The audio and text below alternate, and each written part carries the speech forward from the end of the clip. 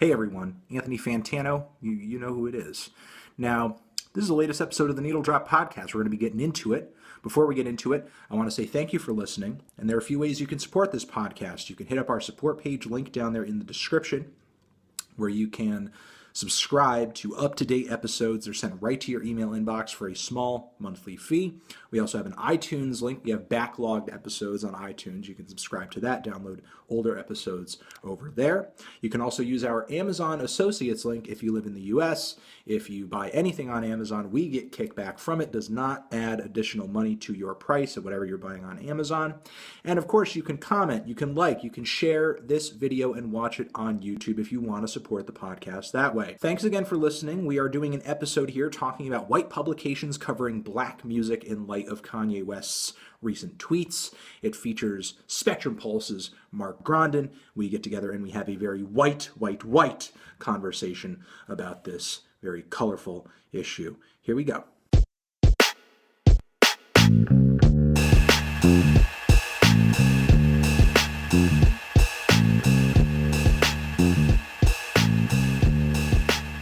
Hi everyone, Anthony Fantano here, internet's busiest music nerd, and you're listening to the latest episode of the Needle Drop Podcast. In this episode, we're going to be speaking with a fellow content creator. We always feature content creators in this podcast, whether they're musicians, YouTubers, what have you. But this is a fellow music reviewer over here. You may or may not be familiar with his channel. We've collaborated before. His name is Mark Grondin. He runs the Spectrum Pulse channel. How are you doing, dude? I'm doing all right. How about you, man? I'm good. And me and Mark, we're going to have a discussion right now in light of some of the recent tweets that had been launched by a Mr. Kanye West, whose sort of Twitter rampages over the past few days that have been sort of put out there in conjunction with his recent album release have sparked a lot of internet drama.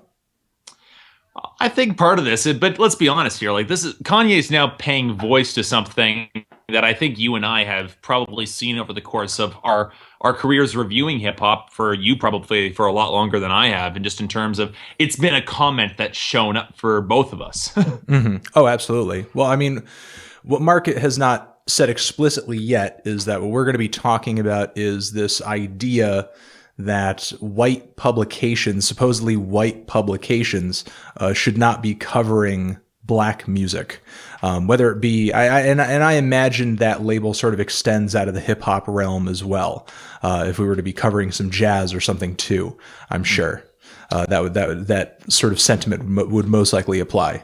Although I don't think I've ever seen, whenever I've rarely touched the jazz realm because I don't feel I don't understand it enough to make a formed critique of it. But I can't imagine I would ever somebody who would, if we were commenting or reviewing a jazz album, that the criticism "don't review jazz, it's black music" would be so vociferous in some occasions. Well, it's kind of one of the many elephants in the room of this conversation or of this proclamation, you know, because jazz right now is not really at the peak of relevance that it once was. So when a white publication covers a jazz record, I mean, not only are jazz musicians happy to have the coverage because very few other outlets are actually talking about their music, but also artists like Kanye, who will sort of throw these cries of unfairness and white publications out there. He's not going to come to the rescue of a jazz record that seemingly gets panned or a bunch of negative reviews from these white publications that he's kind of throwing shade at. Oh, I would agree with that completely. So I think in the majority of this conversation, at least where I've seen it more, because when we expand out to discuss black music, you're going to run into a number of genres that are intrinsically, by the popular definition, are coded as black. So hip hop, obviously. I'd also probably say funk or soul, to some extent R&B. But even when I would describe an album that would be so an album that also came up at the Grammys recently and well deserving of the wins it got, was Black Messiah by D'Angelo. Sure. Which I would say I would have no qualms describing that as an extremely black album in terms of the way that it was put forward and presented. And absolutely. And yet, when both of us covered it, both of us, I think if I remember correctly, both of us liked it a great deal. Yeah, I loved it. It was definitely one of my favorite records of the year. Yeah, so did I. And I would also say, and yet, even when we were covering that, we never got those comments of please don't stop reviewing black music. Yeah. So, well, I mean, okay. Well, let's unpack that. But before we do, let me say something, maybe slightly for comedic effect, but just to totally get it out there. Full disclosure: Mark and I are both very white. Yes. So maybe we come at this conversation with a certain opinion on this claim that white publications should not be covering black music in the first place. So just to put that out there, and you're free to sort of assume that we're right or we're wrong due to our whiteness, if you please. But just full disclosure right there, just letting everybody know. Yeah, I mean, it seems that this critique doesn't really get thrown out there as long as the review is of a popular album and it's a review that's popular. It's a review of a popular album and it's a review that's positive. As long as the point of view and the opinions are positive. But the thing is, even in Kanye's case, I mean, Pitchfork gave him a 9 out of 10, which I felt kind of bad for Pitchfork at that point because it's almost like he broke up with them in a way because they just kind of stumble over themselves to congratulate him and just praise him with every single thing he does. And then at the end of the day, the 9 out of 10 is just not good enough. To put it in that case, pretty much in that case, as much as they jerk off over him, now he's basically left the bed. Now they're sleeping on the wet patch. Yeah, kinda, because he's essentially just pointed them out as an uncool white publication when, I mean, cool is really sort of the only collateral that they have, And not to say that Kanye, I think, was successful in his smear of their site or of Rolling Stone or whatnot. And I'm sure Pitchfork, in order to maintain some kind of level of objectivity, or at least the appearance of so, which they haven't tried to keep up in the case of people like Mark Kozlek, for example. But in this specific case, I'm sure they'll continue to say positive things about Kanye's music when they can continue to find them, despite this mention, despite this kind of negative tweet that they've been thrown. But, as crazy as Kanye is, I feel like we can't completely take this argument seriously when we look at it purely through the lens of it's just one of hundreds of nutty tweets that Kanye West has launched since he put up his Twitter account. But if we just kind of look at this argument and look at this idea in the abstract, isn't there, an argument to be made that there's some kind of merit to this idea that maybe not that white publications should avoid covering black music, but if you're talking about a white publication or a white music writer, aren't they inherently not going to go into that album or that sound with as much understanding of it as maybe a black writer, given that maybe they didn't grow up on the kind of music that they're reviewing, or maybe because they're white, they're not so well versed in the social issues that might have been discussed in the music? I think that question comes out and you have a couple of loaded elements that immediately come out there. The first, and this is the one thing I find hilarious about Kanye specifically targeting Pitchfork, because Pitchfork is now at the state of mind where in their overall acceptance and discussion of hip hop and predominantly and more black music, you go back probably to the late 90s or even the early 2000s, there were, outside of some very specific underground artists, they weren't covering a lot of black music, or at least not to the degree of favorability and the degree of in-depth analysis and credence that they deliver today. No. If Future had put out Dirty Sprite 2 in 2002, that album would not have gotten the best new music. No, most likely not. I mean, maybe it would be an incredibly futuristic sound, but I mean, you could pun not intended.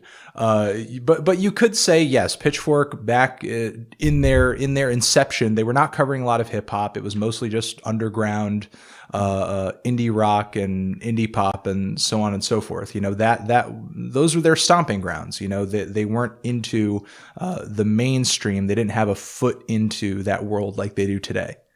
And I would agree with that. But to take the question back to the intrinsic, whether or not there's a certain element of intrinsic blackness that add to specific types of music or art that a white critic or a white publication might not otherwise understand. I think this question can be unpacked in a number of different ways. And I think the place to start with is the music itself. So you can make the argument, let's say, what is it about music that would code it one way or the other in terms of being black, for instance? Because in the one case, is it the sound? Well, you can say that, but what is Post Malone doing that is so much different than Future? Sure, I hear you. And I've made that argument as well, when he sort of put that tweet out. I mean, I had retweeted it and made the joke that, this guy knows that cornball Post Malone is on his record, right? And almost instantaneously, I had gotten a tweet back from a black person saying, but Post Malone makes black music. And then I was like, oh, okay, fair enough. But That's what he's doing. But what would and not that I disagree, I don't, but I guess that's all I'm saying. I agree with you, and I think the general population would. There's not really that much different between what Post Malone is doing and what Future is doing. Sure. So you have that basic premise that, okay, let's follow along with that. He's calling that black music. So, okay, what is it that would make it black? Is it the delivery or is it the content? And because this is the one thing that I found hilarious about Kanye and making that specific remark with reference to the life of Pablo itself. Because I'm sitting here and I'm like, if you want to talk about the struggle, if you want to talk about white privilege, if you want to talk about major issues, you have one song arguably on that album that deals with these issues the most, and that's Feedback. And you cut off you're probably the most compelling image you have with your Oprah skit. Sure. And I found that skit to be absolutely hilarious. But at the same time, it's not like Kanye stepping up and making a profound statement. So for him to intrinsically co-opt that argument it puts it in a really frustrating position, because it's not, whenever I hear that you shouldn't be criticizing black music, it's never in a situation, bizarrely, when the content is explicitly speaking on black issues. Because when I've talked about Kendrick Lamar, when I've talked about The Roots, when I've talked about Black Messiah, by D'Angelo, when I've gone into depth onto these topics, I don't tend to get that remark, you shouldn't be talking about black music. It's when I come down on someone, when typically some of the more, let's call it some of the more based side of hip hop, some of the little bit more the ignorant side, where the comment that I first got it was when I talked about Nicki Minaj's The Pink Print. Mm-hmm. And basically when I think it's coming across as saying this is now being coded as black music, when on some level it comes across as passing it off as an excuse for some of the content being presented the way it is. Sure. Whereas in reality, I come down on content that is just as based or just as ignorant when presented badly if it was done in bro country or when it's done in hardcore punk. Sure. Okay. Yeah. I mean, I see that argument, and I think it's also worth saying that the types of things that, at least for me, that I could see being critiqued on Kanye's new record, specific lines like the line about the model having bleach on her asshole, or maybe another line that a lot of people have taken issue with, the line about, having made Taylor Swift famous by sort of embarrassing her in front of everybody at that award show. Mm-hmm. Lines like these are certainly well worth critique, are certainly reasonable issues that people could have with this album. Also, the fact that many of the tracks on the record are so brief and sound so unfinished. What do these things have to do with blackness, black music, or black culture? These things are critiques that really could be lobbed at any number of albums created by any number of people, of any number of races. And I sort of take it back to my initial question, saying that I do think there is some merit to that critique of white publications or white writers inefficiently covering black music, because I have seen reviews and I have seen reviewers on YouTube, look at albums like Kendrick Lamar's To Pimp a Butterfly and just take a listen to the content and say, well, how am I supposed to relate to this? When that's, I think, we're both thinking about the same person here. Yeah, we probably are thinking about the same person here, and he shall remain nameless. But, but still, it's that's an example. It's a glaring example of that sort of fear that a black artist might have when trying to show their music to a white person. And I, for one, have had a lot of people after my Kendrick Lamar review did get a lot of views, did get a lot of attention. I got my fair share of comments and tweets, and I'm positively sure this wasn't black people tweeting this at me. People telling me that, I was a cuck and I had white guilt and I was like a black apologist and I just love Kendrick Lamar because he's black and I hate myself. I hate my whiteness. So I'm giving To Pimp a Butterfly a really positive score. And I'm saying it's the album of the year just because I just love black people and I hate white people and I hate whiteness. So, there's a lot of drama around racial issues in North America, and our history very clearly points out as to why that is. And music and culture, it's very much about context. And I think, even some of the most talented writers can't help but at least bring a little bit of that context into their writing because it's just kind of the world that they've grown up in. They can't quite help it. I think you can do your best to work past it and not look at an album in the sort of point of view where I can't relate to this guy because he's black. You can sort of grow beyond that and sort of see the person on record as a human being and sort of try to empathize as best you can and just enjoy the music for what it is, rather than just trying to enjoy the album because you sort of see yourself reflected in it as a white man or woman. I would agree with you there. I think the whole idea that you have to be able to relate about something in order to either write about it or to listen to it and discuss it, I think that's ultimately very narrow-minded because you see a lot of this coming out in a lot of modern trends towards fiction in terms of a lot towards music. And I find it ultimately very narrow-minded and kind of a little insane because you have the idea that you take a number of great authors who write things that they haven't otherwise lived. Like Kurt Vonnegut was never abducted by aliens. When you have sci-fi authors and that sort of thing who write outside of their typical experience, then by the same extension, being able to absorb, appreciate, and discuss that does not solely confine you to something that you have to otherwise experience. Because we do all have empathy. We do all have the ability to be able to understand and being put forward what's on display. And that's where I think some degree the artist himself comes in. Because if the artist does a very good job outlining and articulating the struggle of what they're going through, of what they're thinking about, I think that can ultimately transcend the racial barrier. Look how much Kendrick has been universally praised across the board, because not just because of his blackness, but because of how damn good musically the record is. Sure. Yeah. And I think that's another sort of elephant in the room when we take this argument back to the context of Kanye's tweets. This idea that music writers would be negatively reviewing or misunderstanding his album because they're white or the publication is white and he's black is sort of a silly charge when you consider how popular other black artists are, especially artists like Kendrick Lamar, who are so blatantly putting their blackness out there in their music. Now there will be the argument, and this is going to be something that there will be some audiences who I will say probably will not be able to, will probably look at some of Kanye's or Kendrick's music and they'll still push it aside by saying, it's black, we don't want to listen to this stuff. But that's the fault of the audience. The role of the critic is still to rise above and give every piece of art a fair sharing, regardless of that additional cultural baggage that comes with it. A good critic can put aside that, or can at least step outside of their own personal experiences to some extent. Of course, you're not going to be able to step outside of it because we're not automatons here. But on some level, there can be relatable factors that can transcend race, sexuality, and gender that can be evidenced in all music.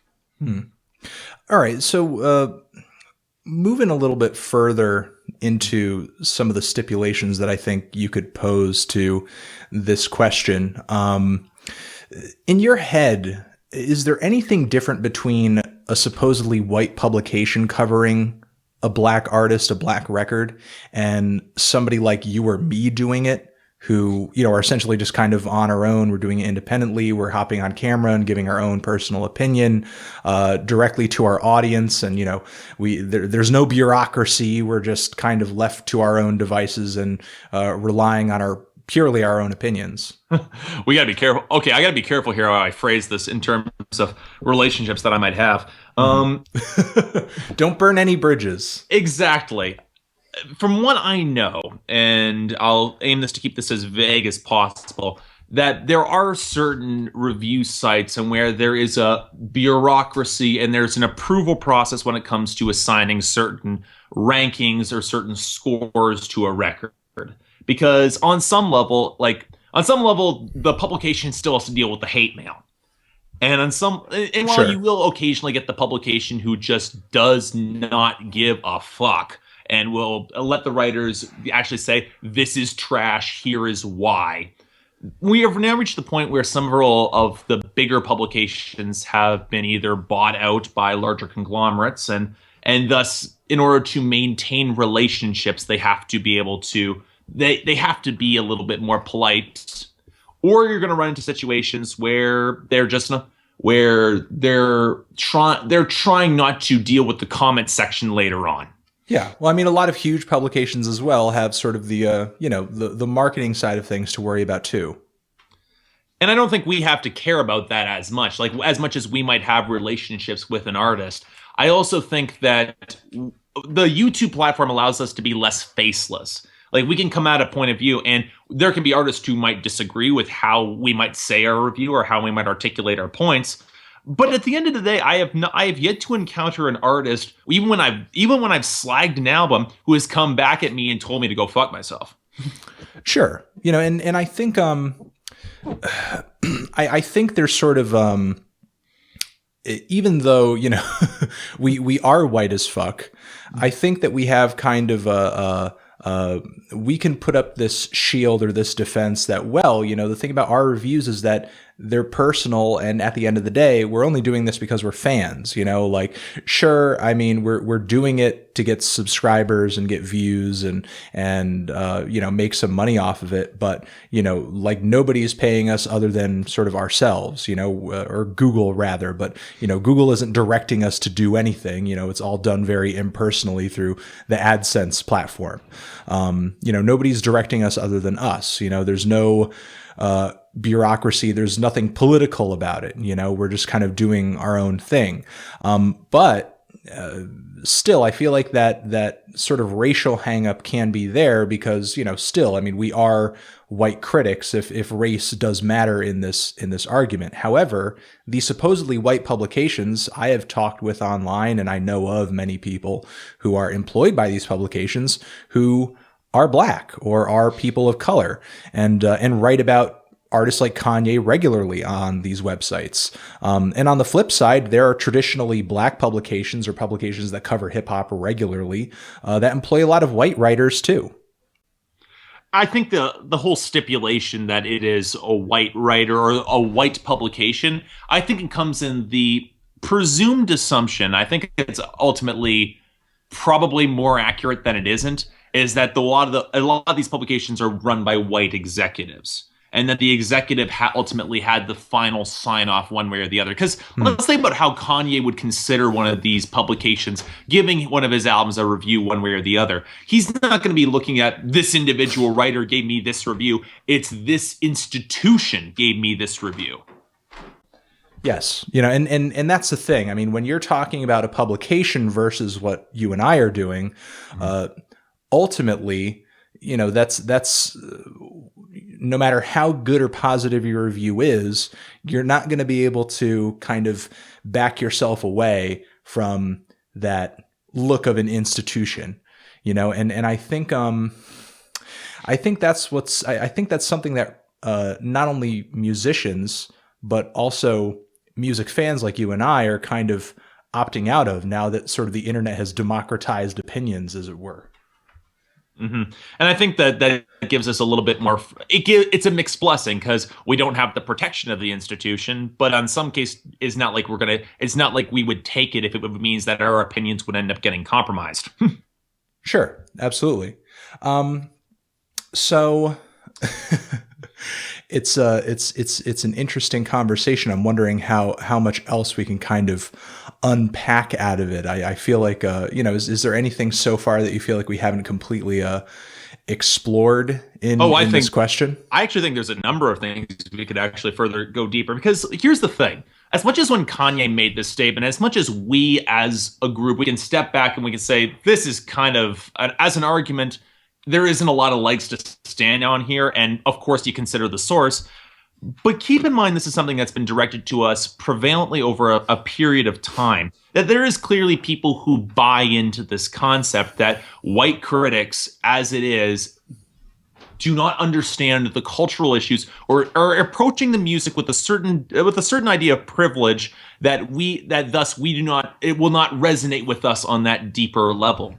So I'm seeing this become a fair bit more prevalent whenever I cover whenever I cover that sort of hip hop that caters to that audience. Is like, well, you don't understand the struggle. You've never been there. It's not catered or marketed towards you. And while I would agree with that, what I find a little bit interesting is how that attitude is becoming more prevalent and spreading out over a larger period of time and a large group of people, that we've gotten this before Kanye said it. So Where do you think the root of this is coming from? I think the root of it mostly comes from just culture and how people tend to favor their culture or the culture that they sort of personally identify with, and to sort of either see an institution that they think misrepresents or doesn't represent or doesn't come from the culture that they are critiquing or discussing. I think somebody who's actually from that culture can kind of see the assessment by that institution as kind of unfair. And this moves beyond the music world. This could be as simple as somebody from Sudan having seen some kind of very negative or disturbing news report about something horrible going on in their own country on CNN, and obviously the news coverage isn't really that accurate or doesn't put the entire scope of the country into light, maybe just kind of this one incident. And I guess, in that same way, you can paint some of these publications in the music realm as not really being that deeply invested in the hip hop world as much as they are just willing to talk about the genre's most popular and most relevant artists, because that's going to get them hits. That's going to get them views. That's going to get them people clicking on their articles. Is Pitchfork as invested in hip hop as a website like DJ Booth or a website like Double XL? I mean, there are hundreds upon hundreds of mixtapes and albums that various hip hop publications cover every year, but they also cover the Kanye record too. Pitchfork is a little more casual when it comes to hip hop. Sure, they're covering a lot more than they used to, but now that hip hop is incredibly relevant, we're all kind of covering a lot more hip hop than we used to. Rappers are essentially the rock stars of today. They're essentially the new Van Halen, the new Quiet Riot and so on and so forth. The excesses of 80s hard rock and hair metal, I think, are kind of playing out once again, just in a different genre of music. So having said all that, I think there are people who, listen to hip hop not just because it makes for great music, but because they personally identify with that culture, because they have backgrounds and mindsets that are similar to that of the artists that they're listening to. So to see a critic who very clearly doesn't come from that world. I mean, I grew up listening to hip hop, but my window to the hip hop world was like television and radio. It wasn't something that I heard a lot of my friends personally listening to. It wasn't something that, cars were booming out of their windows driving down the street from where I lived, I mean, only occasionally. So I mean, I didn't grow up where, I didn't grow up in the kinds of environments that, Nas is rapping about on, on Illmatic, so naturally, as much as I may try to understand the music, and as much as I do enjoy the music, there are going to be people who have grown up in those environments, who enjoy that record and probably see themselves maybe relating to it a little more than I do personally. And through that, I think they most likely see their point of views of it, their opinions of it, how they feel about it, maybe holding a little more water than my opinions of it, and I can sort of understand that argument. I mean, maybe I can put together a better review than this imaginary person that I've sort of drawn up in my head, but it would only kind of be the very studious, wordy kind of, review that I usually put out. It wouldn't be this authentic, personal, kind of, account of the sort of world that Nas is rapping about, which could be, interesting as well. I mean, I guess there's a certain level of, authenticity to that you can't really, deny. It's interesting that you brought up the authenticity point. I want to come back to that in a second. But the funny thing is, and this is something I've noticed as a trend that's come up when you look back at music writing and how it's evolved over the past 30 to 40 years, while you'd always have artists that would put a lot of themselves into their writing, I think that over the course of the past, at least, especially since the dawn of the internet, the writer has actually taken upon, it often becomes less about the music itself, and sometimes it can become more about the author's experience within the music. It's trying to tell a little bit more of a story, trying to find that more human experience instead of more of a, I would say, a clinical evaluation about what makes the music work.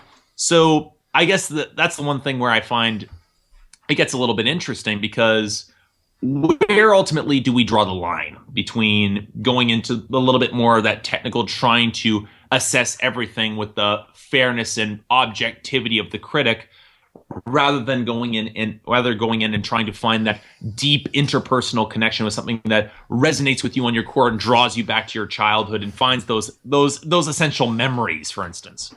Yeah. I think I think kind of an argument that I want to throw in here in relation to the devil's advocate that I just kind of played yep. is that relating to the music that you're listening to doesn't necessarily make it good.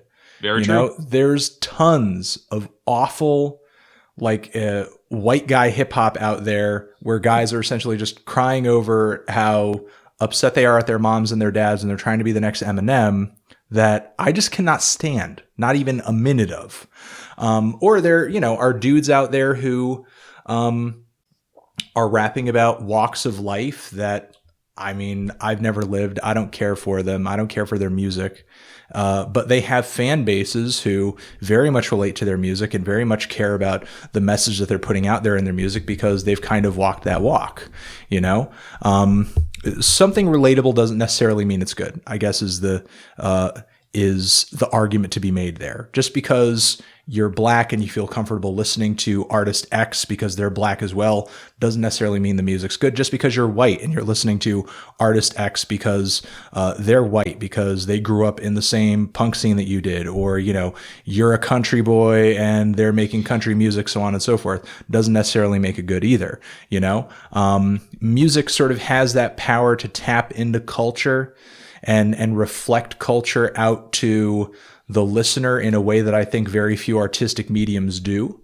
But it doesn't necessarily make for, like I was just saying, I'll repeat it again, great music across the board. To me, something that makes for a solidly great piece of music is something that can kind of transcend that culture, and sometimes even transcend genre, and appeal to people who have never even been in touch with the kind of world that music comes from, and actually maybe even make them curious about the world that music comes from. And I would agree with you there completely in terms of that position. But here's the other thing that I was thinking about midway through. It ties back to the question of authenticity, especially when it comes to hip hop, because a lot in terms of the whole, hip hop has always, since its inception, put a great deal of value and put a lot towards that whole question of authenticity. authenticity in terms of, well, you actually lived that life. You came from that struggle. You were able to relate to that. Because I think that ultimately one of the reasons that will come down on white critics is that it feels inauthentic because we haven't lived it. I can say that authenticity has at least a component in that argument. So, but yet when you go to certain hip hop artists who have never even pretended to be authentic, and yet that criticism still gets, and yet still when you have that particular put forward with saying, yeah, it's dumb party music, it's put forward, and they're like, well, you still haven't understood the struggle. I'm like, yeah, but it's not like the artist themselves is agreeing with that struggle either.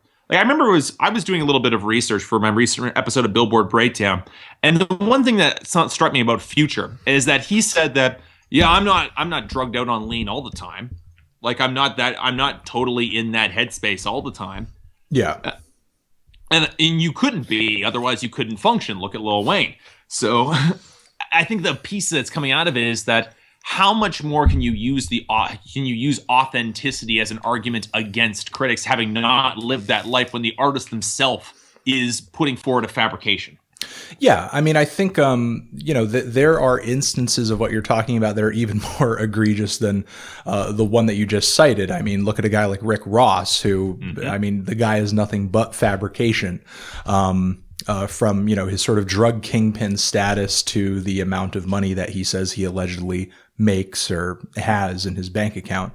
Yeah, I mean, fabrication in hip hop runs pretty deep. I mean, one of the few artists out there simultaneously polarizing and very hated artists, but maybe not as much now as he used to be, who, from what I can see, is more factual than most is probably Drake. I mean, at least everything that he brags about actually happened. Maybe he's, a little too tough than he actually is sometimes on record. But, I mean, he's not sort of making these mental leaps of faith like I see Kanye is on tracks like Facts, where he's essentially painting his little niche fashion shoe line as being more important or relevant than Michael Jordan's epic, shoe line, which will probably outlive he himself. Yes. And it's, go ahead. Oh, I was just going to say, and even amongst hip hop fans and hip hop writers, it's widely acknowledged that the fabrication in rap music runs pretty deep. It's just all over the place. And it's just so glaring. So with these rappers sort of not necessarily living the lives 100% that they themselves are rapping about, why should a music writer have to have lived that lifestyle? Or sort of gone through that struggle that they necessarily have very little connection with. Exactly, and I would agree with you there. And it actually is a similar criticism that's often thrown at the flip side of the coin, which is country. Because you get a lot of country artists who are trying to put on a rougher sound, or who are trying to say, we came from the outback, we're very much drawing back to that rural sound. And yet, at the same time, you grew up in downtown Nashville. You're an ingrained part of the Nashville songwriting machine. And it's very much that same claim towards authenticity. And yet, I've gotten the criticism on country music, you're not country enough, boy. It's interesting. I believe it. It's the interesting thing because in this case, it's transcending the racial boundary. And so, even when you can, it's saying that you don't understand the struggle, even when the artist themselves hasn't put forward the struggle themselves. And this actually raises an interesting hypothesis. And this is something that, honestly, I think Mike Seatown might be better apt to speak to on it than we do. But if there was critics who are into, let's say, music that was typically coded as white, for instance, and the easiest one to point to is country, then basically they say that there are black people who not only make country music, but who like country music and who are fans of country music, and who probably there might be some who even write and criticize country music. Does this make in that particular case, the fact that they are not speaking, whether or not the race factors into it when you flip it the other way around? I'm not quite sure it does. No, I mean, I don't think it does either. And I think kind of another issue that isn't as often brought up, because I think race is so much more of a hot button topic in this country, but I think another issue that kind of plays into this, a bit of more of an unspoken issue, is one of class, because I think a lot of this music, specifically in the case of I could bring up Drake once again, especially Rick Ross, or even, for example, Beyonce with her latest single and music video, sort of throwing in these elements of very urban culture within their music in an attempt to kind of gain some sort of authenticity for the art that they're putting out. And I don't begrudge these artists the ability to sort of access their blackness, as it were, to put it into their music, but I mean, at the end of the day, these people are going back to their mansions after these music videos are over.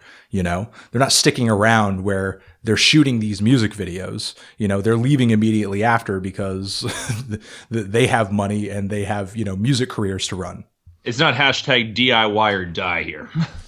Yeah, absolutely. And the thing is, and I don't necessarily dislike music that tries to sort of put that sort of reality and that grittiness forward. I mean, I would rather Beyonce do what she did on Formation than, come out with another video that, just kind of sexualizes her and is just nothing but dancing and just, very good looking, very pretty. I mean, obviously artfully shot, but I guess I'd rather see a music video like Formation than see another Katy Perry video where she's at a party or kind of floating in the clouds or some other bullshit.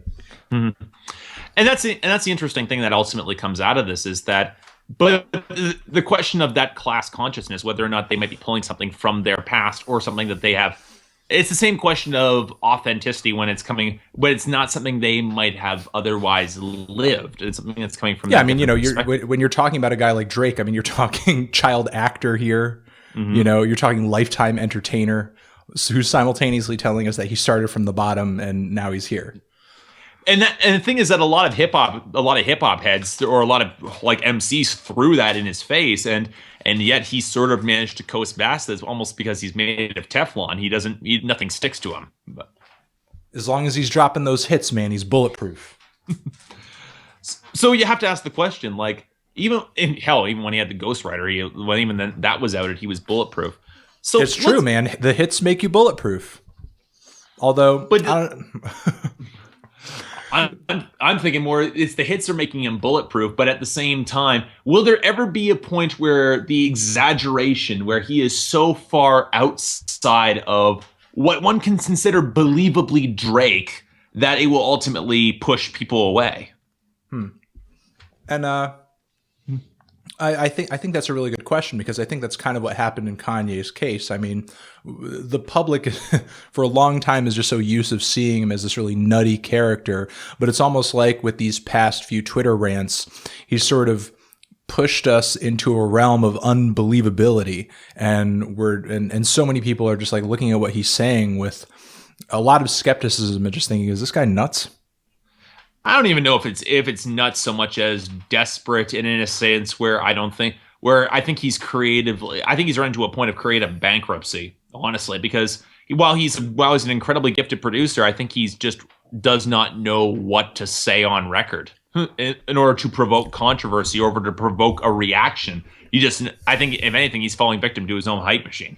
Sure. Yeah. I mean, it could be people looking at him like he's nuts, or seeing some other kind of ulterior motive behind what he's saying and what he's rapping and what he's tweeting.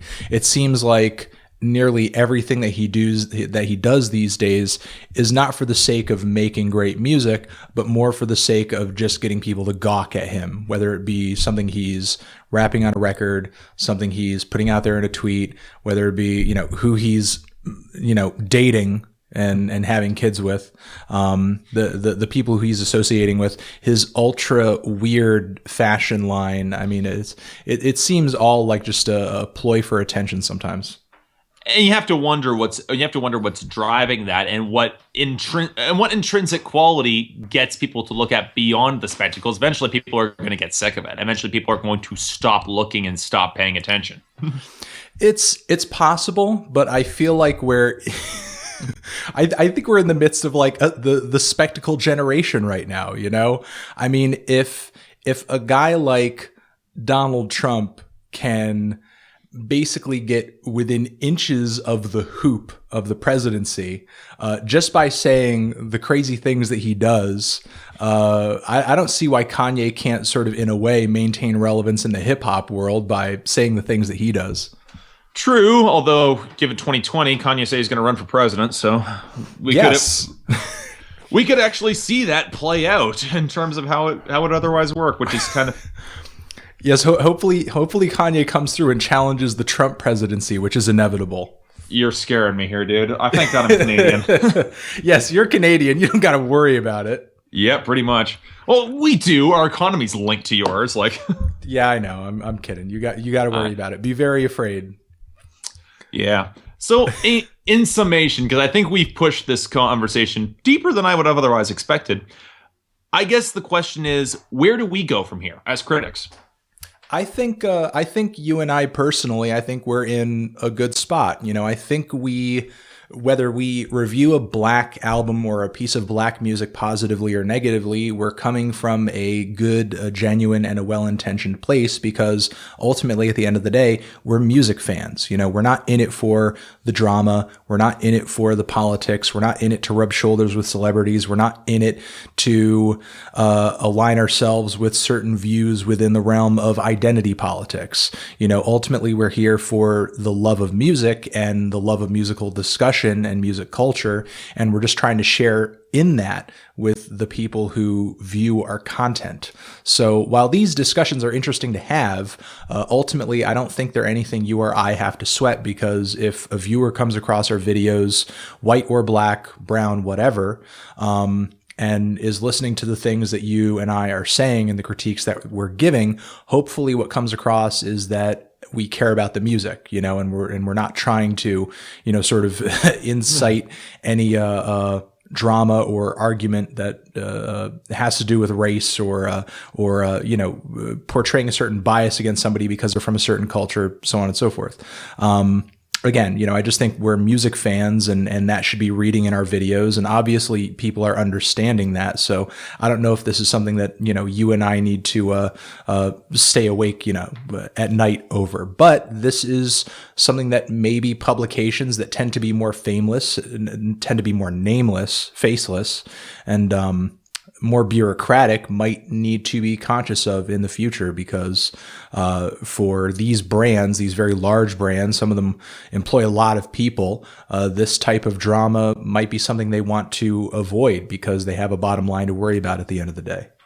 Do you think when you brought up, keep in mind that we're doing this for the love of the music, and we're not putting inside some elements of identity politics that would otherwise coax out one particular reaction one way or the other. Do you think that there's going to be some critical outlets that realize that catering to that crowd and bringing forward that argument might lead them to getting at least a short-term bit of acceptance? Oh yeah, absolutely. But the thing is, as much as a website like, we'll just say Pitchfork, for example, we're all adults here. We can admit who's on what side of what fence, and Yep. Pitchfork has a model that they run their website with, and it's not inherently wrong. They just run their site differently than you or I probably would, or how we run our YouTube channels. But having said that, very much a lot of the think pieces that they put out there on the website, and other music websites too, sort of toe the line of social justice, which is cool if you actually identify with that point of view. But none of these websites are going to go as far as to actually listen to the request of somebody like Kanye and basically relegate themselves to the corner of white publications and just hold themselves off from reviewing his music for the rest of his career. That's not going to happen. Yeah, because because ultimately on some level Kanye needs them as much as they need him. Sure, absolutely. And while they may be sympathetic towards some of these points of view that come out in their think pieces, like I was just saying, they're not going to respect his wishes per se and just say, oh, well, Kanye is a person of color and he's making music within a black art form, and we as a white publication need to understand that we can't critique this kind of music, and we just need to review music that is white, and just never review a black artist ever again. That conversation is not being had by anybody. Thank God. All right. I think we can leave it there. I want to I want to thank Mark Grondin of Spectrum Pulse. We will link his YouTube channel down in the description for appearing on this podcast with me. Yeah. And thanks a lot for having me on here, Anthony. That was an interesting conversation. We got a lot out of it. Yeah, no problem. And, obviously, as previously admitted, Mark and I are very white. And if you want to start just kind of some counterpoint or a conversation down in the description, or if you just kind of have a different opinion about everything that we've been saying, please feel free to unleash either on Mark or I or each other in the comments section, which I know I don't even need to say it. I'm sure it'll happen anyway. Again, thank you for listening to the Needle Drop Podcast. Thank you to my guest, Mark. And forever,